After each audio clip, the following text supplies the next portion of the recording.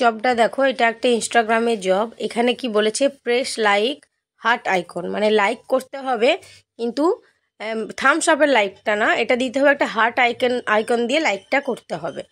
তো আমরা ইনস্টাগ্রাম পেজটায় চলে গেলাম, গিয়ে এই দেখো নিচে চলে যাব। নিচে গিয়ে দেখবে এখানে এই দেখো লাভ সাইনটা রয়েছে, এখানে লাভ সাইনটাতে ক্লিক করে দেব।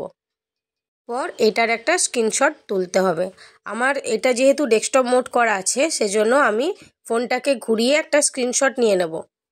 স্ক্রিনশটটা হতে হবে ফুল স্ক্রিনে, সেজন্য আমি ফোনটা ঘুরিয়ে নিলাম। দেখো পুরো স্ক্রিনটা দেখা যাচ্ছে।